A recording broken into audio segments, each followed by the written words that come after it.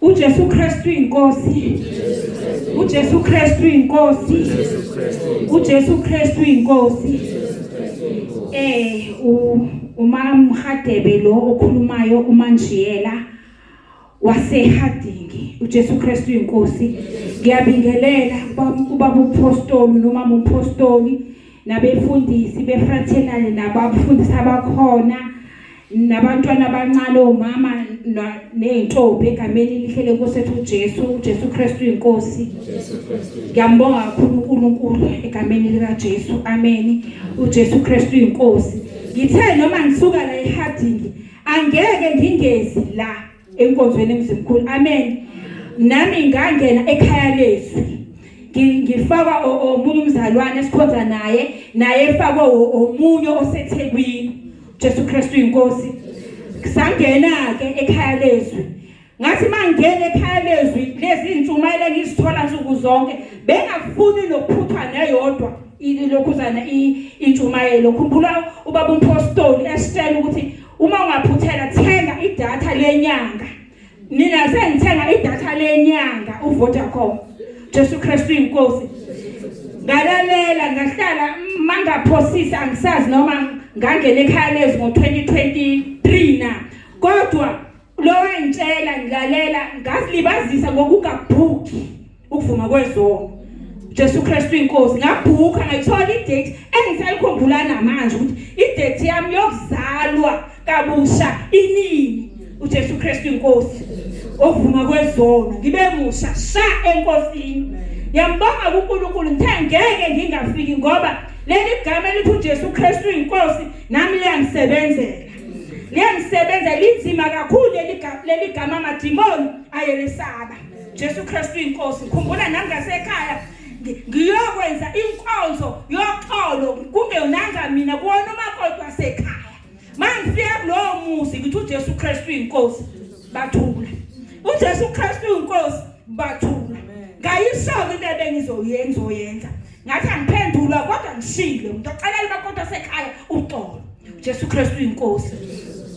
Leli gama leli linamandla ukuthi kwamakhelwane wagula intombazane seyifa le ntombazane le ngabizwa. Mangifika ngibizwa sebekhala idonsi isikhwehlela. Esathandaza ayi ngabona ukuthi akulungi ngoba umakhelwane ngavele ngashona ekhaya. Ngawona nje umkhuleko kaMay 18 ngawubeka endlebeni yalosisi. Walalela mase kufika isikhathi ukuthi ke akavuma uJesu. Wakhuluma wavuma washasha sonke. Kuthe masiqasha sibawu3 umama wakhona nalosisi olele phansi nolomunye usisi. Masiqeda ngamuza ukuthi uyavuma uyasho. Ngahamba ngase ngiyabuya ekseni ngizombheka ukuthi ulale kanjani. Kwathi ulalile. Kusukela ngalelo langa ulosisi waphila. Ngikhuluma kumanje akekho usisebenzele eThekwini ukuthi leli gama leli linamandla. Nalo mkhuleko kaMay 18 ngawubona mina ungisebenzela. uJesu Kristu inkosi ungisebenzela ngisho nasenkonzweni yami la ngikhonza khona. Ngithi uJesu Kristu inkosi. Ngikhonza khona ngiyayiphakamisa leli gama. Sengaze baqaphela abantu abaningi. Abanye ngiyabafaka ekhaya lezwi. Umfaka into mayizwa ngaphakathi uhalethu nomunye ayizwe. Uthola ukuthi yena akezwa njeka nawe. Akazilaleli insuku zonke. Ngibuza ukuthi usekhona nawe, sazilalela na uJesu Kristu inkosi. Mina wangishintsha la ekhaya lezwi. Ngashintsha ngoba ngashintsha nokugqoka. Jesu Kristu inkosi. Ngashintsha yonke ngoba ngiyalalela ukuthi uNkulunkulu ufunani. Impela baba uNsibande uNkulunkulu umgibela uJesu. Ngoba konke akushoyo kuyenzeka. Ngidiliza phansi wardrobe. Ngaqala phansi ngingedwa. Ngaye kumfundisi wami ngathi ngicela ngishisele. Kukhona ezinye ngizithenge ngaphansi izimpahla esingathandwa uNkulunkulu. Ngasiqoqa zonke. Ngaziletha.